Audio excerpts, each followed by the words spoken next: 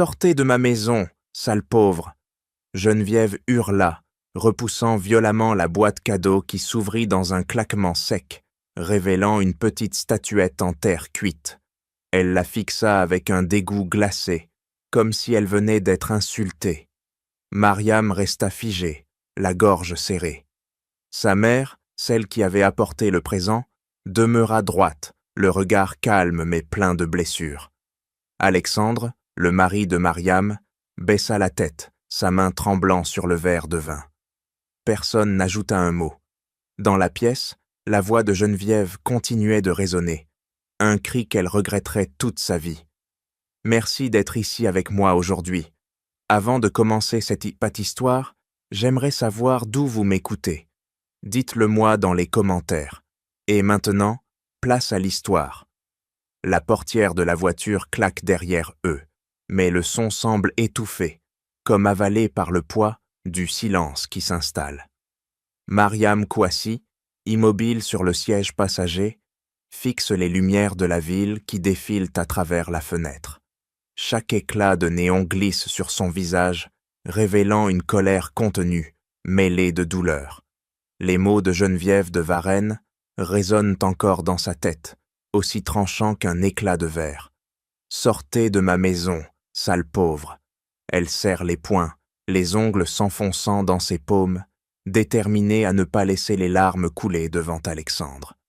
Alexandre de Varennes conduit, les mains crispées sur le volant, son visage blême marqué par un mélange de honte et de panique. Le moteur ronronne doucement, mais l'habitacle est saturé d'une tension presque palpable. Il rompt le silence, sa voix tremblante, comme s'il cherchait à apaiser une tempête qu'il ne comprend pas encore. « Mariam, je suis tellement désolé, » murmure-t-il, les yeux fixés sur la route. « Ma mère, elle a perdu le contrôle. Elle est sous pression, tu sais, avec les finances de la famille. » Mariam ne tourne pas la tête. Sa voix, quand elle répond, est froide, précise, comme une lame affûtée.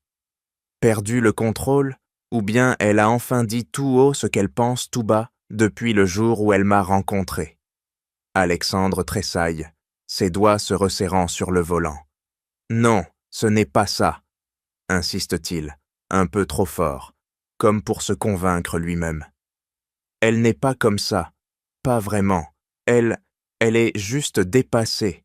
Je vais lui parler, Mariam, je te le jure. » Lui parler? Mariam émet un rire bref, amer, qui semble couper l'air. Tu lui as parlé après chaque remarque, chaque regard, chaque sous-entendu depuis notre mariage. Et qu'est-ce que ça a changé, Alexandre? Ce soir, elle n'a pas seulement insulté mes parents, elle a craché sur tout ce que je suis. Et toi, tu étais là, muet. Il ouvre la bouche, mais les mots lui manquent. Il repense à la salle à manger, aux chandelles vacillantes, au silence suffocant qui a suivi l'éclat de sa mère. Il aurait dû parler, intervenir, mais il s'est resté figé, prisonnier de cette loyauté envers une mère qui a toujours dicté sa vie. « Je t'aime, c'est Mariam, » dit-il enfin, presque en chuchotant. « Mais elle a toujours été tout pour moi. Depuis que je suis enfant, elle a dû porter cette famille en seule. Je ne sais pas comment la défier. » Mariam ferme les yeux un instant, la douleur dans sa poitrine s'intensifiant. Elle se sent seule, même assise à côté de l'homme qu'elle aime. « Si tu ne sais pas choisir entre elle et moi, » dit-elle lentement, « alors ce n'est pas un mariage, c'est une cage. » Le silence retombe, plus lourd encore. Les deux rues défilent, les lumières de la ville devenant floues d'aiguilles à travers les vitres. Mariam pose une main sur la poignée de la portière, comme si elle voulait déjà s'échapper. Puis, d'une voix ferme, elle lâche. « Conduis-moi au studio, s'il te plaît. Pas à la maison. » Alexandre sursaute, son regard passant de la route à elle. « Le studio? Mariam, c'est notre maison. Ne fais pas ça. Ne laisse pas ma mère détruire ce qu'on a construit. » Sa voix se brise, un mélange de désespoir et de supplication. « Notre maison ?» répète Mariam, ses yeux enfin rencontrant les siens, brûlant de détermination. Une maison est un endroit où l'on se sent respecté, Alexandre. Pas un lieu où je dois encaisser les humiliations de ta mère. Conduis-moi au studio.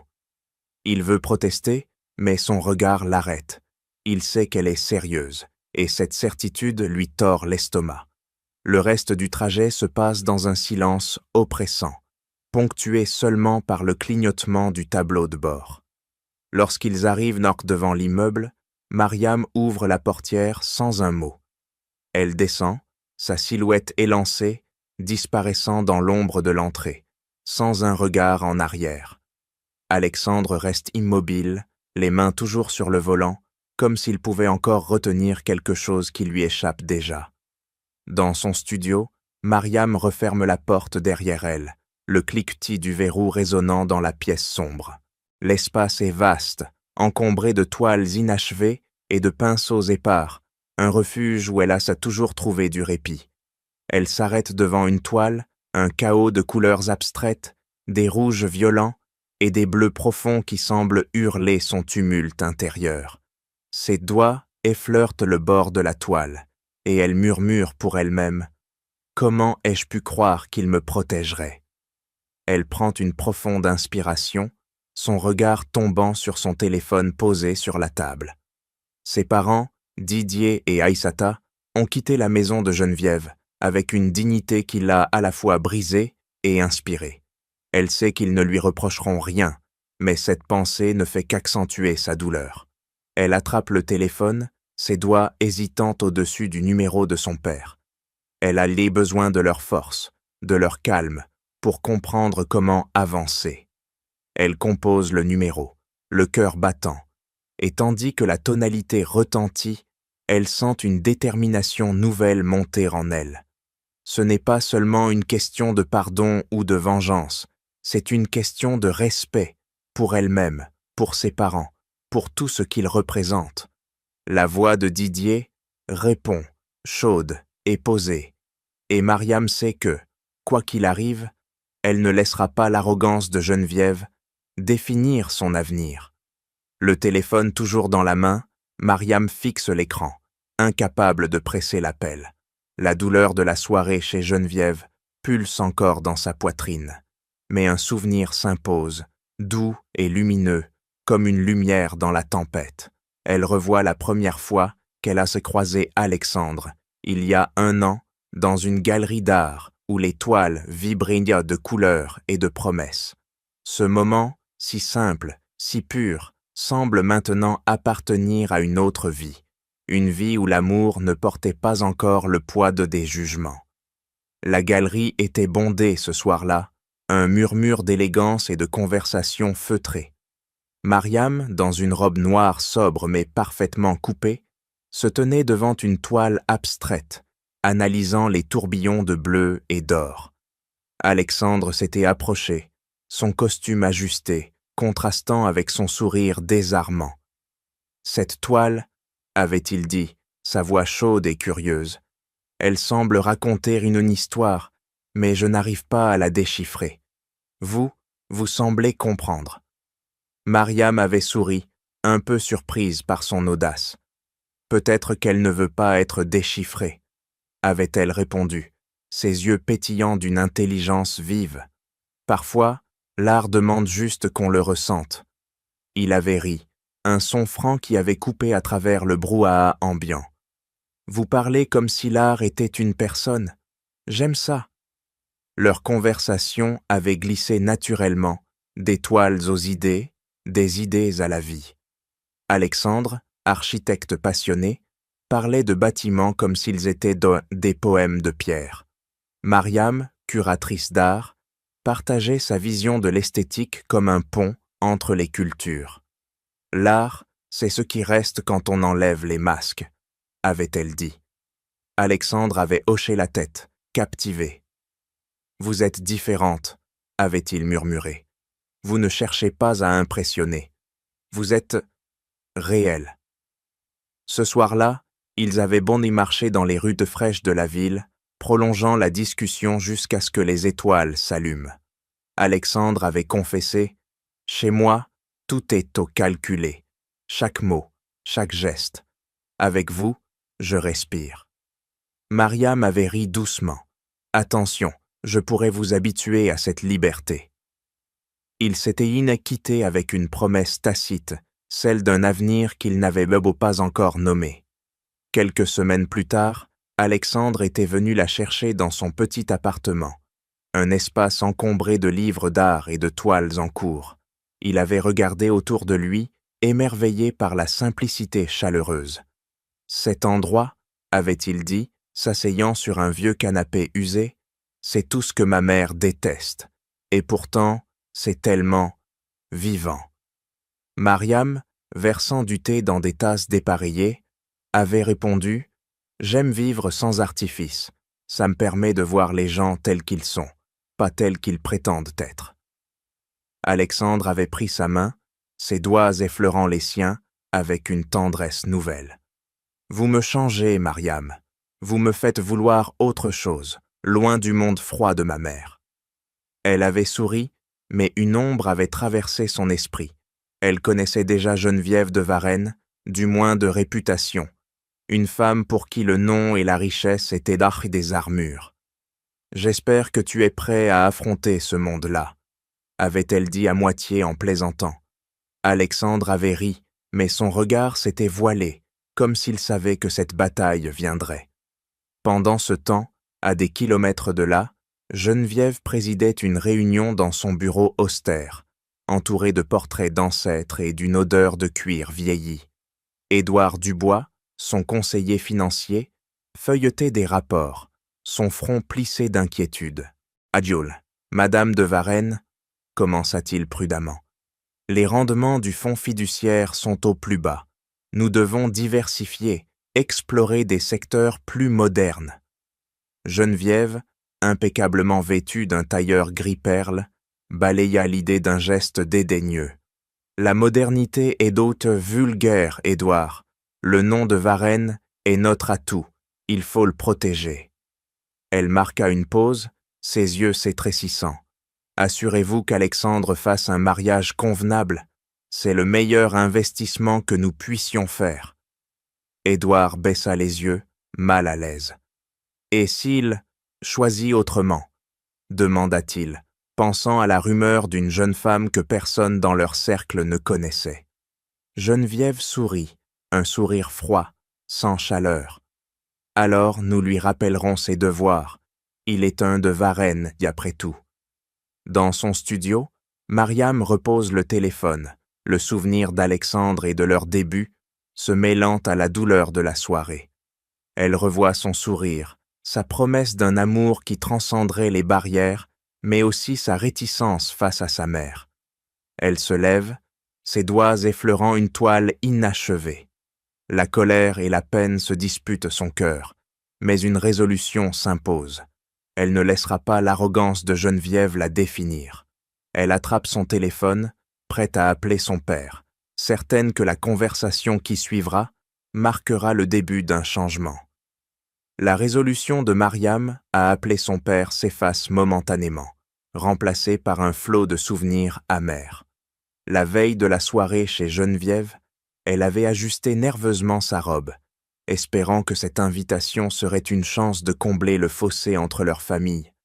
Mais dès l'instant où elle franchit le seuil de la salle à manger des deux Varennes, l'illusion s'était brisée. L'éclat des chandelles, le tintement des couverts en argent, tout semblait conçu pour intimider, pour rappeler à Mariam et à ses parents qu'ils étaient des intrus dans ce monde d'opulence. Geneviève trônait en bout de table, son sourire affûté comme une lame masquée par une politesse de façade. À ses côtés, Alexandre, tendu, évitait le regard de Mariam. Didier et Aïssata Kouassi, eux, étaient entrés avec une élégance naturelle, leur dignité contrastant avec l'atmosphère guindée. Geneviève avait levé son verre de vin, ses yeux scrutant chaque détail, comme un prédateur évaluant sa proie. « Monsieur Kouassi » commença-t-elle, sa voix mielleuse mais lourde de sous-entendu. « Mariam nous dit que vous voyagez beaucoup. Des affaires, sans doute, dans l'import-export, peut-être ?» Didier posa son couteau avec une lenteur délibérée. un sourire discret aux lèvres. « On pourrait dire cela, » répondit-il, sa voix grave et mesurée. « J'importe des idées et j'exporte des opportunités. Un marché plutôt stable. » Le sourire de Geneviève se crispa légèrement. Elle s'attendait à une réponse banale, quelque chose qu'elle pourrait tourner en ridicule. Mais la réplique de Didier, vague et astucieuse, la désarçonna. Elle passa à Aïssata, pensant trouver une cible plus facile. « Et vous, madame, votre français est d'une clarté remarquable. C'est rare. Appris dans une école de l'Alliance française, je présume ?» Aïssata inclina la tête, son regard doux, mais perçant. « Merci du compliment. En réalité, je l'ai perfectionné en enseignant à la Sorbonne. La littérature comparée a cet avantage. Elle fait voyager les mots. » Un silence tendu s'abattit. La mention de la Sorbonne, cette institution prestigieuse, fit vaciller la confiance de Geneviève. Elle serra son verre un peu plus fort, ses articulations blanchissant. Mariam, observant l'échange, sentit son cœur se serrer. Ses parents répondaient avec une grâce qui désarmait, mais chaque mot semblait attiser la frustration de Geneviève. La maîtresse de maison changea de tactique, ses questions devenant plus acérées, cherchant à exposer une faiblesse. « Et vos voyages, monsieur Kwasi, dans quel coin du monde vous mènent-ils ? Pas trop. Exotique, j'espère. » Le mot « exotique » tomba comme une insulte voilée, mais Didier ne s'y a pas. « Le monde est vaste, madame de Varenne. Chaque coin a quelque chose à enseigner, si on sait écouter. » L'air devint plus lourd, les silences entre les plats plus longs. Alexandre tenta de détendre l'atmosphère, lançant une anecdote sur un projet architectural, mais sa voix manquait d'assurance, et Geneviève l'ignora. Mariam, silencieuse, sentait la tension monter, comme un orage prêt à éclater. Puis vint le moment du dessert. Aïssata, avec un sourire chaleureux, se leva pour offrir un cadeau. « Geneviève, » dit-elle, sa voix empreinte de sincérité, « nous voulions vous remercier pour cette invitation. Voici un petit présent de notre part. » Elle tendit une boîte emballée dans un papier artisanal, simple mais élégant. Geneviève la prit, son sourire de convenance masquant à peine son dédain. Elle ouvrit la boîte, révélant une statuette en terre cuite, une figure féminine tenant un enfant, sculptée avec une finesse brute, empreinte d'histoire. « C'est une œuvre d'Augan, » expliqua Aïssata, « un symbole de force et de transmission. » Geneviève fixa l'objet, son expression passant de la curiosité à l'incrédulité, puis à une répulsion à peine contenue. « C'est rustique, » lâcha-t-elle, le mot dégoulinant de mépris. Elle repoussa la boîte d'un geste brusque, comme si elle craignait que l'objet ne souille la table. « Vraiment, vous auriez pu choisir quelque chose de plus raffiné. » Un silence glacial envahit la pièce. Mariam sentit son souffle se couper, ses mains tremblant sous la table. Aïssata resta immobile, son sourire intact, mais ses yeux brillaient d'une dignité blessée. Didier posa une main sur celle de sa femme, un geste calme mais ferme. Alors, Geneviève se leva, sa chaise raclant le sol de marbre dans un crissement strident. « Assez !» cria-t-elle, sa voix perçant l'air comme un éclat de verre. « Assez de cette comédie. Vous venez dans ma maison, vous parlez comme si vous étiez mes égaux, et vous osez m'offrir de la boue séchée. Sortez de ma maison, sale pauvre, et emportez votre poterie avec vous. » Les mots frappèrent comme une gifle. Mariam bondit, sa voix tremblante de rage. « Arrêtez, Geneviève, vous n'avez pas le droit. » Mais Geneviève, les joues empourprées, pointa la porte. « Dehors, tous !» Didier se leva lentement, son regard fixé sur Geneviève, non pas avec colère, mais avec une pitié presque palpable. « Nous partons, » dit-il simplement. Aïssata ramassa la boîte, la tenant avec soin, comme pour protéger ce qu'elle représentait. Ils quittèrent la pièce, leurs pas résonnant dans le silence. Mariam les suivit, lançant un dernier regard à Alexandre, qui restait figé, incapable de parler. La porte se referma derrière eux, un bruit définitif qui scella la fracture.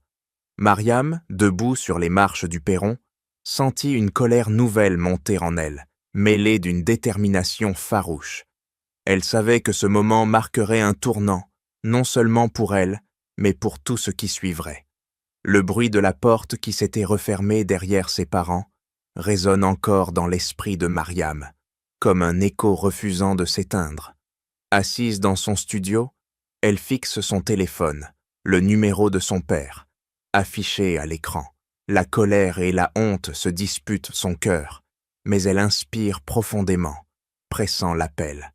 La voix chaude et posée de Didier répond presque immédiatement. « Mariam, ma chérie, » dit-il, sans trace de reproche. « Tu vas bien ?»« Papa, je suis désolé pour ce soir, » murmure-t-elle, sa voix tremblante malgré ses efforts pour la stabiliser. Ce que Geneviève a dit, ce qu'elle a fait. Didier l'interrompt, doucement.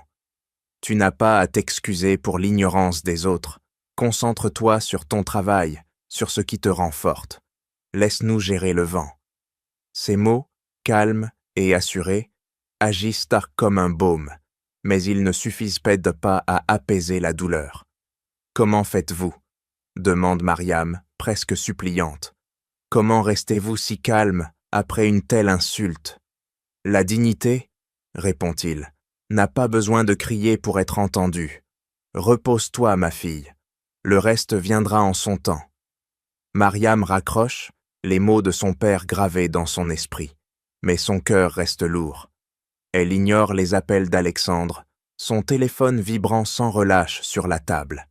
Lorsqu'elle cède enfin et décroche, sa voix est tranchante. « Pourquoi appelles-tu, Alexandre ? Pour t'excuser encore ? Mariam, je t'en prie, supplie-t-il, sa voix rauque de désespoir. Je ne veux pas te perdre à cause de ma mère. Ce qu'elle a dit était horrible, je sais. Mais je vais lui parler, je vais tout arranger. Arranger ? Répète Mariam, un rire amer lui échappant. Tu étais là, Alexandre.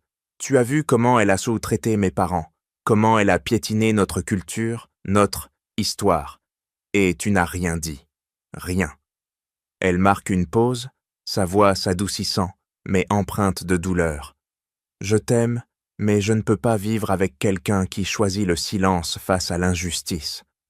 Alexandre bégayait, cherchant ses mots.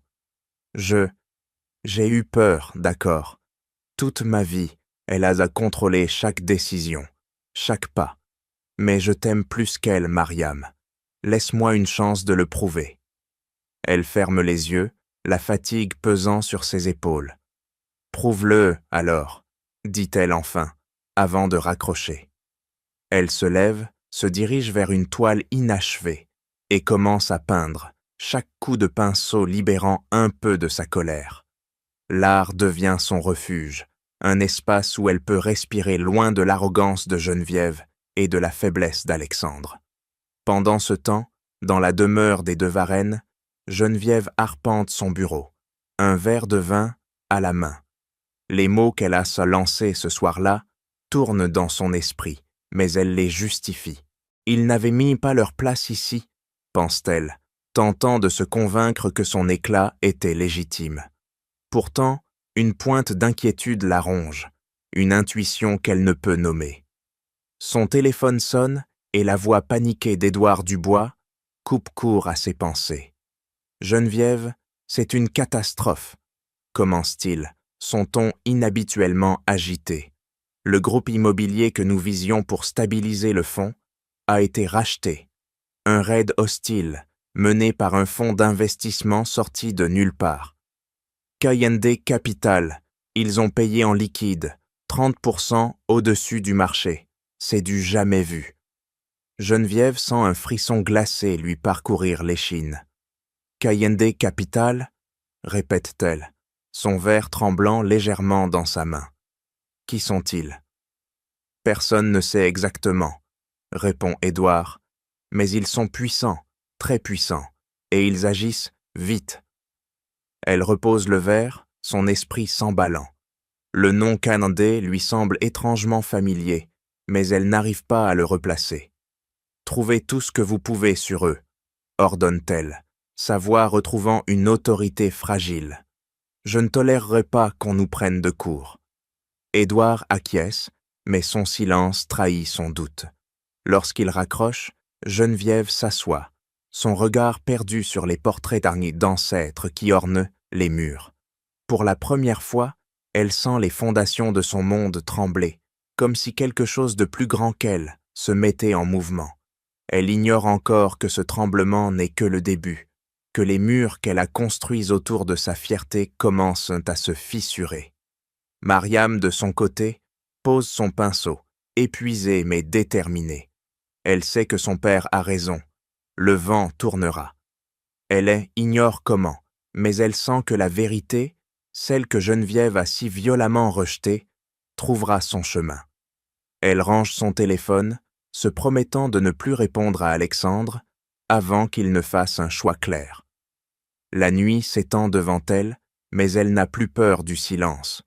L'inquiétude de Geneviève face à K&D Capital la hante encore lorsqu'elle se présente à la salle des ventes caritatives. Un événement où elle espère raffermir son image de grande dame. Elle ajuste son châle, feignant une assurance qu'elle ne ressent plus tout à fait, tandis que les murmures de la foule se font plus insistants. Alexandre, à ses côtés, a passé des jours à supplier Mariam de venir, promettant un changement qu'il sent naître en lui. « Laisse-moi te montrer que je suis avec toi », avait-il insisté au téléphone, et cette fois, Mariam a cédé, plus par curiosité que par confiance. La salle est un tourbillon d'élégance feutrée, les enchères s'enchaînant avec une tension palpable. Mariam arrive discrètement, son regard balayant la pièce jusqu'à apercevoir Geneviève, dont le sourire de circonstance ne trompe personne. Alexandre lui prend la main, sa voix basse et urgente. « Merci d'être venu. Ce soir, je vais lui parler. Je ne la laisserai plus nous diviser. » Mariam hoche la tête, mais son cœur reste prudent. « Prouve-le, Alexandre. Pas avec des mots, mais avec des actes. » Il s'installe, et l'enchère pour une toile maîtresse s'intensifie, les offres grimpant jusqu'à des sommets vertigineux. Seul un magnate russe et un enchérisseur anonyme par téléphone se disputent le lot final. La voix de l'animateur retentit, claire et triomphante. Adjugé au représentant de K&D Capital pour son président, M. Didier Kouassi. Un silence stupéfait envahit la salle. Le nom Kouassi flotte dans l'air, chargé d'une révélation inattendue. Les regards se tournent, et les portes principales s'ouvrent sur Didier et Aïssata, non comme des invités, mais comme les mécènes principaux de l'événement. L'organisateur s'empresse vers eux, un sourire éclatant aux lèvres. « Monsieur Kouassi, Madame Diallo, c'est un honneur de vous accueillir officiellement. Votre soutien fait de cette soirée une réussite. » Didier incline la tête, sa voix mesurée. « Nous soutenons l'art pour ce qu'il est, un pont entre les âmes, pas une marchandise. » Aïssata, à ses côtés, rayonne d'une élégance sereine, saluant les artistes et les invités avec une chaleur qui contraste avec la rigidité ambiante. Les flashs des appareils photo crépitent, capturant ce moment où la vérité éclate au grand jour. Mariam sent une bouffée de fierté monter en elle, mais aussi une satisfaction contenue, comme si le destin rééquilibrait les plateaux. Geneviève, figée sur son siège, sent le monde basculer. Son visage pâlit, ses mains se crispant sur les accoudoirs. K&D Capital, les Kouassi. Les pièces du puzzle s'assemblent dans son esprit, révélant que les « sales pauvres » qu'elle a chassés de chez elle contrôlent désormais les fils de son propre empire financier. Elle cherche le regard d'Alexandre, mais il est tourné vers ses beaux-parents, les yeux écarquillés de stupeur. « C'est impossible », murmure-t-il, sa voix à peine audible. « Tes parents, Il dirige Mokende. Mariam acquiesce en silence, son expression impassible. Ils n'ont jamais eu besoin de le crier sur les toits, contrairement à certains. Alexandre se tourne vers sa mère, voyant pour la première fois la fissure dans son armure de supériorité. Geneviève, sentant les regards peser sur elle, se redresse, mais son sourire forcé trahit son effroi. Les invités chuchotent, les rumeurs se propageant comme une traînée de poudre. La grande dame de Varennes, humiliée par ceux qu'elle a méprisés. Didier s'approche de l'estrade pour un bref discours, sa présence magnétique captivant l'assemblée. L'art nous rappelle que la vraie richesse réside dans la création et le partage, pas dans les apparences. Les applaudissements fusent, sincères et nourris par l'ironie de la situation. Geneviève, incapable de bouger, sent une vague de nausée l'envahir. Elle réalise que son éclat impulsif n'a pas seulement blessé des individus, mais piétiné des forces bien plus puissantes qu'elle n'imaginait. Alexandre, déchiré, serre la main de Mariam plus fort. « Je vais lui parler maintenant », dit-il, sa voix ferme pour la première fois. Elle doit comprendre ce qu'elle a fait. Mariam le regarde, une lueur d'espoir naissant dans ses yeux. La soirée se poursuit, mais pour Geneviève, elle marque le début d'une chute inexorable, où les murs qu'elle avait érigés autour de son orgueil commencent à s'effondrer, emportant avec eux ses illusions de supériorité. La révélation de la salle des ventes résonne encore dans les couloirs du pouvoir financier, transformant l'humiliation de Geneviève en un scandale murmuré par tous. Le lendemain matin, un article percutant dans une revue économique titré en gros caractères « Le génie stratégique de KND Capital », Didier Kouassi, l'architecte invisible des empires. L'article disséquait avec admiration les manœuvres fulgurantes du fonds, soulignant comment il avait racheté des actifs clés sans fanfare, consolidant un empire bâti sur la discrétion et l'efficacité. Une photographie de Didier, droit et impénétrable, dominait la page tandis que Geneviève, feuilletant le journal dans son bureau, sentait son estomac se nouer. Chaque mot la frappait comme une accusation silencieuse, rappelant que ceux qu'elle avait chassés étaient les maîtres du jeu qu'elle croyait contrôler. Les invitations se raréfient, les appels d'anciens alliés se font évasifs. Lors d'un déjeuner mondain, une connaissance, feignant la compassion, glisse. « Quelle est l'histoire, Geneviève ?» « Les Kouassi. Qui l'aurait cru ?» Elle répond d'un sourire crispé, mais intérieurement, la rage et la peur se mêlent. « Ce n'était qu'un malentendu, » rétorque-t-elle, sa voix plus aiguë qu'elle ne le voudrait. Ils exagèrent tout. Pourtant, les regards fuyants la poursuivent, et pour la première fois, elle se sent exposée, comme une reine destituée, observant son royaume se retourner contre elle. Édouard Dubois arrive peu après, son porte-document serré contre lui, le visage grave. Il ne s'assoit pas, préférant rester debout, comme pour marquer la distance. « Geneviève, je dois vous parler franchement, » commence-t-il, évitant son regard. « Après ce qui s'est passé, et maintenant avec KND, je ne peux plus continuer. » Elle se redresse incrédule. « Que voulez-vous dire ? Vous travaillez pour les de Varennes depuis des décennies. » Sa voix monte, suppliante malgré elle. Édouard secoue la tête, implacable.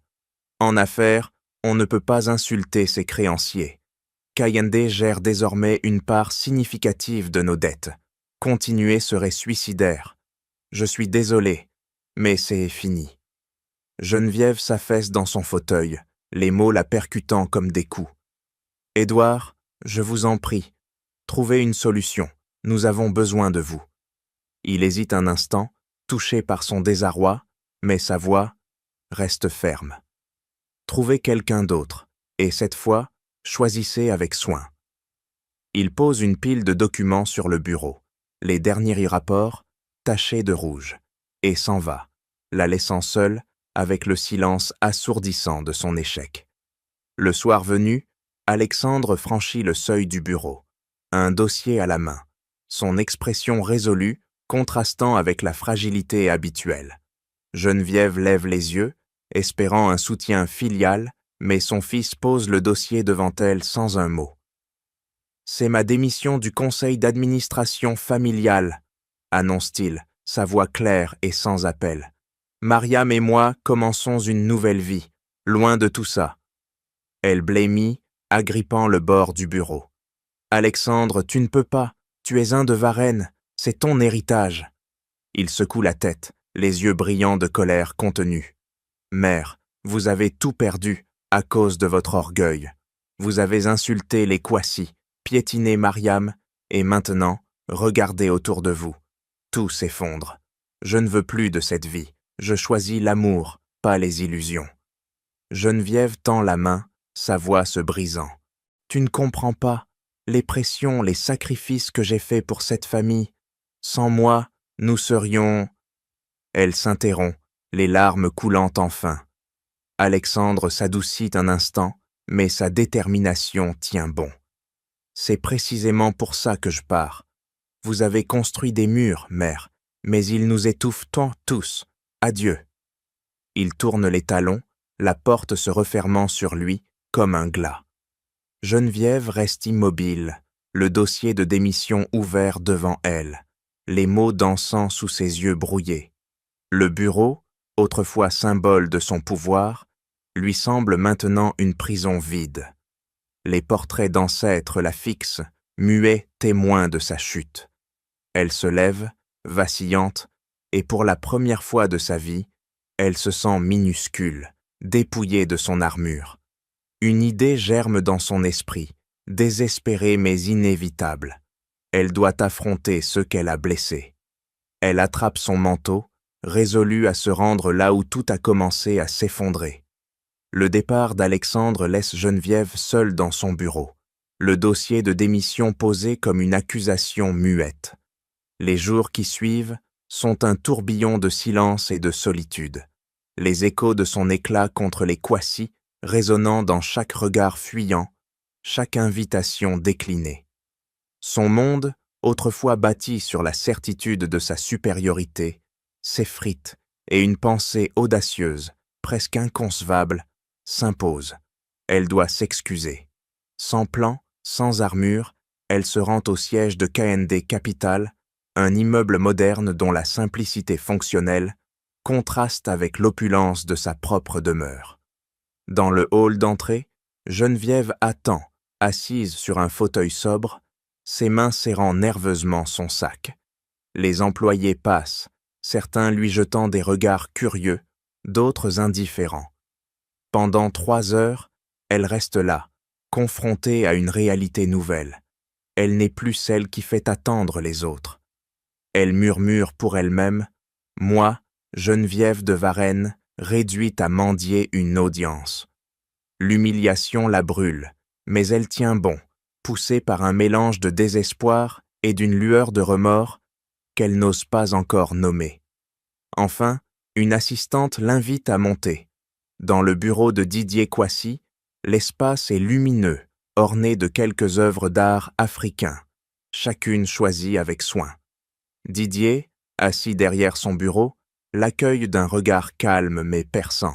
« Madame de Varennes », dit-il, sa voix dénuée de chaleur mais sans hostilité. « Que voulez-vous » Geneviève déglutit, ses mots soigneusement préparés, s'effilochant sous ce regard. « Je suis venue m'excuser », commence-t-elle, sa voix tremblante. « Ce que j'ai dit, ce que j'ai fait ce soir-là, c'était stupide, cruel. Je ne savais pas qui vous étiez, mais cela n'excuse rien. » Didier l'observe, immobile, ses doigts croisés sur le bureau. « La cruauté est un choix, Madame de Varennes. Pas une erreur, » répond-il, chaque mot pesé avec précision. « Vos excuses ne changent pas ce qui a été dit, ni la douleur infligée. Pourquoi êtes-vous vraiment ici ?» Elle baisse les yeux, incapable de soutenir son regard. « J'ai tout perdu, » avoue-t-elle, sa voix à peine audible. « Mon fils, mes alliés, ma réputation. Je pensais que l'argent et le nom suffisaient à définir une personne. J'avais tort. Les mots lui coûtent, chaque syllabe arrachée à des années d'orgueil. Je veux faire quelque chose, n'importe quoi, pour réparer. Didier reste silencieux un instant, puis se lève pour s'approcher d'une étagère où repose une petite sculpture, semblable à celle offerte lors du dîner. Ma femme, Aïssata, dirige un fonds pour les jeunes artistes en difficulté, dit-il, son ton neutre mais teinté d'une invitation implicite. Ils ont besoin de quelqu'un avec vos relations pour organiser leur gala annuel. C'est un travail bénévole, aucun prestige, aucun profit. À vous de décider si vous êtes prête à agir ou si vous cherchez seulement à apaiser votre conscience. Geneviève tressaille, l'idée d'un travail sans gloire la heurte, mais elle sent que c'est sa dernière chance. Je vais le faire, murmure-t-elle, plus pour elle-même que pour lui. Je n'ai plus rien à perdre. Didier hoche la tête, sans sourire. Les actions parleront plus fort que les mots. Nous verrons. Il retourne à son bureau, mettant fin à l'entretien. Geneviève sort, le poids de ses propres paroles l'écrasant encore, mais une étrange légèreté commence à poindre, comme si elle avait enfin lâché une partie de son armure. De retour chez elle, elle passe la soirée à examiner les documents du fonds caritatif envoyés par Aïssata.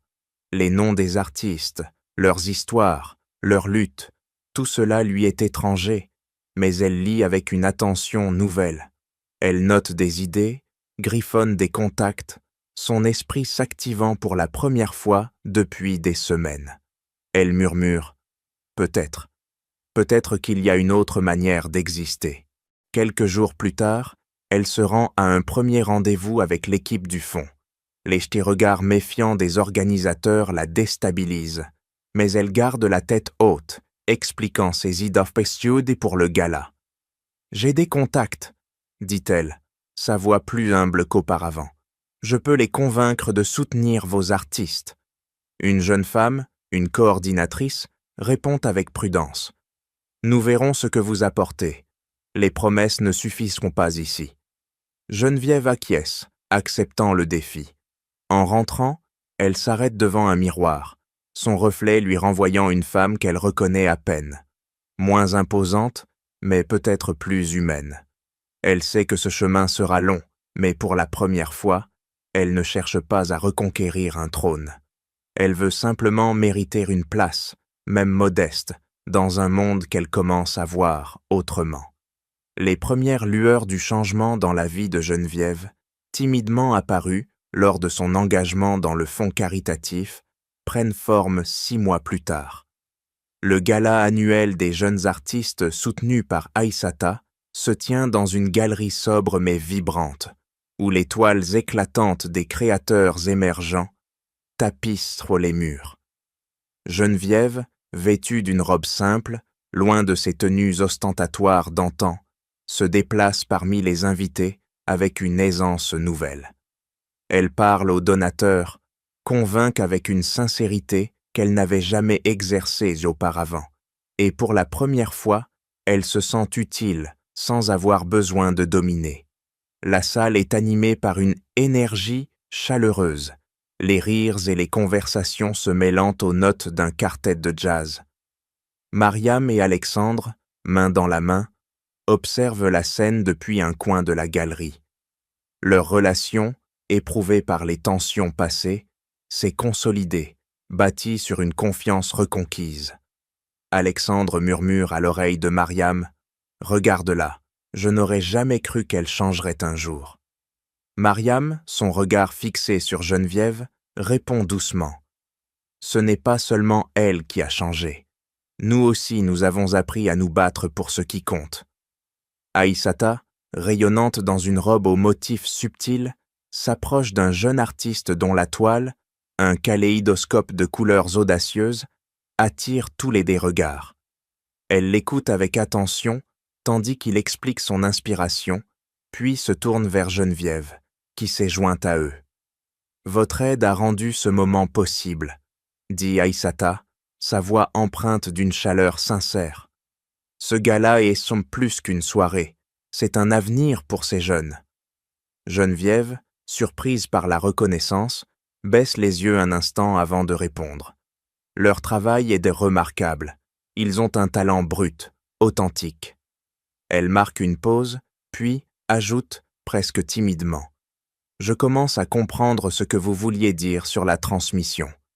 Aïssata sourit, un éclat complice dans les yeux. Nous avons tous un don, Geneviève.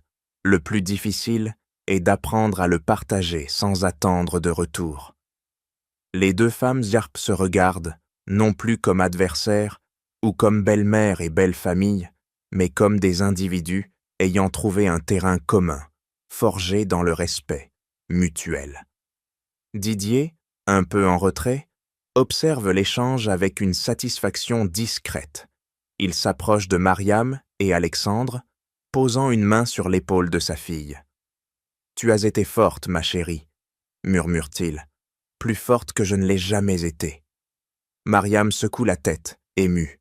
« C'est vous qui m'avez appris à ne jamais baisser la tête, papa. » La soirée avance, les toiles trouvent un preneur et les fonds collectés promettent de soutenir une nouvelle génération d'artistes.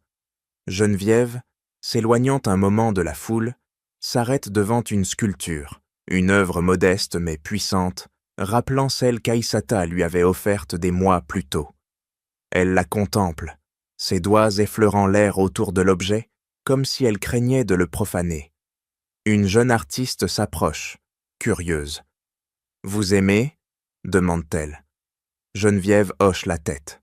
« Elle me rappelle une leçon que j'ai apprise à mes dépens, » répond-elle, sa voix teintée d'une humilité nouvelle. « La beauté n'a pas besoin de clinquant pour exister. » La jeune femme sourit, touchée par la sincérité. « Merci d'avoir cru en nous, » dit-elle avant de s'éloigner. Geneviève reste immobile, le poids de son passé s'allégeant un peu plus à chaque instant. Elle rejoint Aïssata près d'une autre œuvre, et pour la première fois, elles t'en discutent sans barrière, partageant des idées sur l'avenir du fond. La nuit s'achève sur une note d'espoir. Mariam et Alexandre quittent la galerie, leurs mains entrelacées, un sourire complice éclairant leurs visages. Didier et Aïssata suivent, échangeant un regard qui dit tout ce que les mots ne peuvent exprimer. Geneviève, restée en arrière, regarde la salle se vider, un sentiment de paix l'envahissant. Ce qu'elle a perdu, la gloire, le contrôle, semble dérisoire face à ce qu'elle a gagné, une chance de se réinventer, de construire quelque chose de vrai. Le gala marque la fin d'un cycle, mais aussi le début d'un héritage nouveau, bâti non sur les apparences ou la richesse, mais sur la capacité à reconnaître ses erreurs et à tendre la main. Geneviève, en saluant les derniers invités, sait que ce chemin ne sera pas facile, mais elle essaie prête à le parcourir, un pas à la fois. Merci d'avoir suivi l'histoire de Mariam, Alexandre et Geneviève. Un voyage où l'orgueil rencontre l'humilité et où le respect triomphe des préjugés. Que vous a inspiré ce récit? Partagez vos pensées, vos émotions, car vos réflexions donnent vie à ces histoires. Un immense merci pour votre présence et votre attention. À très bientôt pour une nouvelle aventure, où d'autres vérités viendront éclairer nos chemins.